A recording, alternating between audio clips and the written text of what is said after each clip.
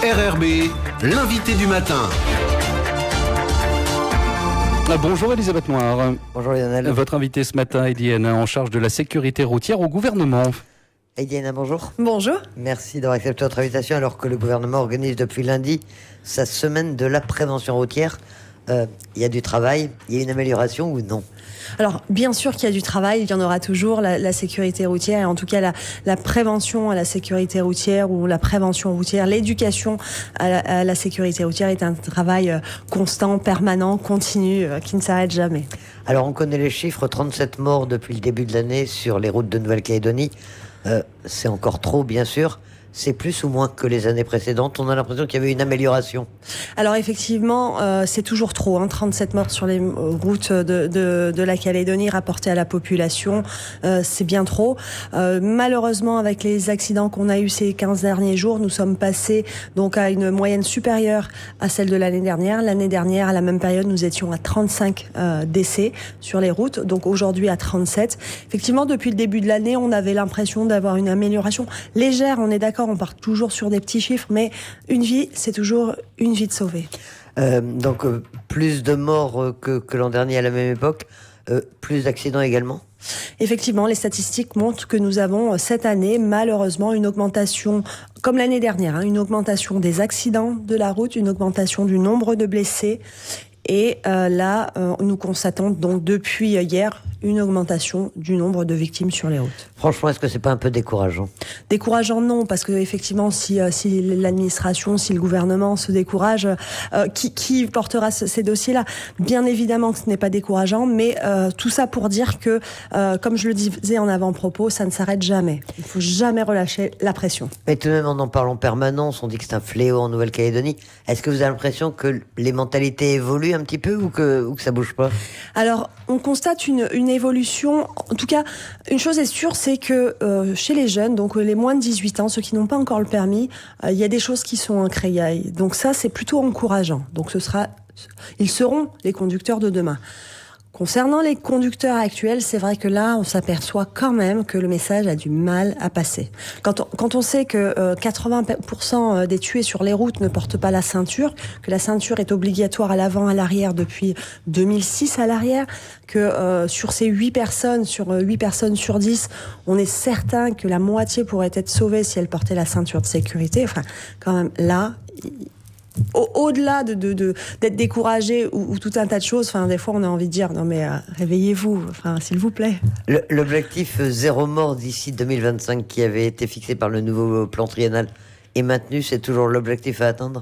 Alors l'objectif est toujours une vision zéro, c'est pas l'objectif zéro mort, c'est-à-dire que l'idée est que tous les ans, on construit un escalier marche par marche pour effectivement faire en sorte que les comportements des Calédoniens au volant changent et évoluent vers effectivement une conduite plus sûre. Et donc une conduite plus sûre voudra effectivement tendre vers un objectif zéro.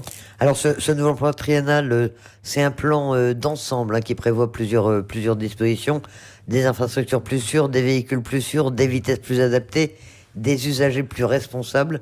On travaille sur tous les aspects pour l'instant? On travaille sur tous les aspects pour l'instant, effectivement. Donc, vous avez pu constater sur les routes qui appartiennent à la Nouvelle-Calédonie qu'il y a des améliorations, notamment de signalisation. Parfois, les chaussées sont refaites. Donc, vraiment, il y a un véritable travail. Et avec les autres collectivités, d'ailleurs, il y a un véritable travail d'amélioration du réseau routier.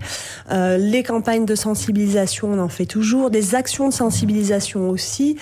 Sur les véhicules, eh bien, on travaille. On a eu le mois dernier les élus du Congrès ont adopté la loi propriétaire-payeur. Donc aujourd'hui, une personne qui est en infraction pour avoir son véhicule, enfin le véhicule mis en fourrière, même si le propriétaire n'est pas celui qui a commis l'infraction.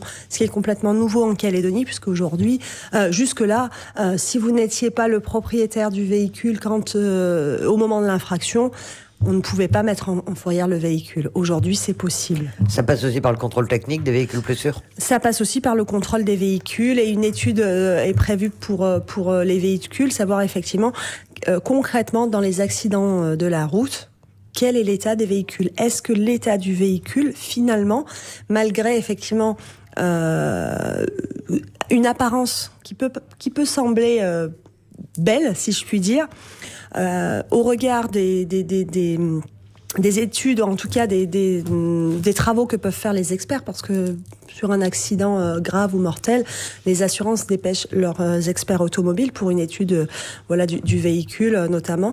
Et bien là, effectivement, il va sans dire que les véhicules, même s'ils paraissent en bon état, ils sont quand même pas entretenus. Les vitesses plus adaptées, est-ce que vous êtes partisan de faire évoluer les vitesses autorisées sur les routes de Nouvelle-Calédonie? Alors nous avons commencé, évoluer les vitesses, ça ne veut pas forcément dire abaisser la limitation de vitesse, mais ça veut dire la rendre cohérente sur l'ensemble du réseau. Parce que vous avez remarqué là encore sur certains passages, 70 c'est pas adapté, ou 90 n'est pas adapté, ou d'un coup on passe de 110 à 70. Enfin voilà, c'est véritablement regarder ce qui est fait, améliorer, faire quelque chose de plus fluide et de plus, je dirais, intuitif pour les conducteurs. Alors, c'est la semaine de la prévention routière, on le disait, quelles sont les actions que vous avez menées depuis le début de la semaine, surtout de la sensibilisation? Alors, essentiellement des actions de sensibilisation. Après, les services de l'État ont, pour leur partie, opéré des contrôles routiers. Mais en ce qui concerne le gouvernement de la Nouvelle-Calédonie, on a essentiellement fait de la sécurisation. Donc, on a commencé lundi par sensibiliser les agents de la Nouvelle-Calédonie qui, ponctuellement, effectuent des missions de chauffeurs dans le cadre des voyages officiels ou des déplacements particuliers. Donc, effectivement, eux, ils ont eu une matinée de sensibilisation avec, pareil, le parcours lunettes, l'autochoc, et ils ont repassé le code de la route. Donc là, il y avait un moment où on leur a refait passer le code, et figurez-vous qu'on a eu de très bons résultats sur les candidats qui étaient là. Finalement, je les félicite s'ils m'entendent, et on a eu de bons résultats. Ensuite, hier, nous avons passé toute la journée, et je remercie les partenaires présents avec moi. On avait 13 ateliers tournants. Nous étions au lycée Blaise Pascal. Et tous les élèves de seconde ont été sensibilisés sur une journée complète à la sécurité routière. Donc, ça faisait il y avait 10 classes et un peu plus de 300 élèves ont été sensibilisés. Et vous disiez tout à l'heure que les jeunes étaient plus sensibles de toute façon. Tout à fait. Sensibilisés. Tout à fait. Donc, ça leur parle. D'autres actions demain, vous serez à Païta. Alors demain, nous serons à Païta, l'entreprise de Salmon, où là, on va sensibiliser les chefs d'entreprise de la zone industrielle et artisanale de Païta sur les risques routiers, les risques en entreprise, essentiellement, les droits et les devoirs des chefs d'entreprise, parce que souvent, on entend, oui, mais je sais pas quoi faire, un employé qui arrive, on sait qu'il n'a pas le permis, mais il arrive tous les matins avec son véhicule, ou il arrive, mais il est sous, qu'est-ce qu'on fait? Voilà, on va essayer de débattre avec les chefs d'entreprise sur ces points-là. Et aujourd'hui, nous avons au gouvernement de la Nouvelle-Calédonie ce matin la remise des prix du concours La Route et moi, un concours qui a été lancé par la direction de l'enseignement de la Nouvelle-Calédonie depuis 4 ans maintenant.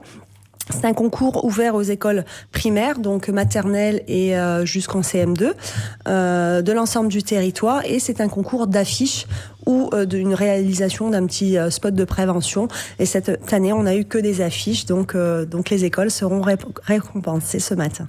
Au-delà d'une semaine de la prévention, quelles sont les dispositions, les actions qu'il faudrait prendre selon vous pour essayer de vraiment améliorer les choses, faire avancer en tout cas ce dossier de la sécurité routière en Calédonie? La difficulté de l'accidentologie en Nouvelle-Calédonie, c'est qu'effectivement l'étendue du territoire, les compétences partagées, fait que on ne peut pas se dire, allez, si on va travailler que d'un côté. Il faut véritablement travailler et continuer à travailler sur l'ensemble des 4 piliers, donc les vitesses, les infrastructures, les véhicules, les conducteurs. Mais tout ça, bien évidemment, et je pense que c'est quand même, s'il y a un accent plus important à mettre, c'est bien évidemment sur le comportement et sur les conducteurs, parce que la baisse des tués sur nos routes n'arrivera qu'une fois que les comportements des conducteurs auront évolué. Sensibilisation des conducteurs, donc Heidi Hénin, chargée de mission pour la sécurité routière. Merci d'avoir accepté cette invitation. Je vous remercie.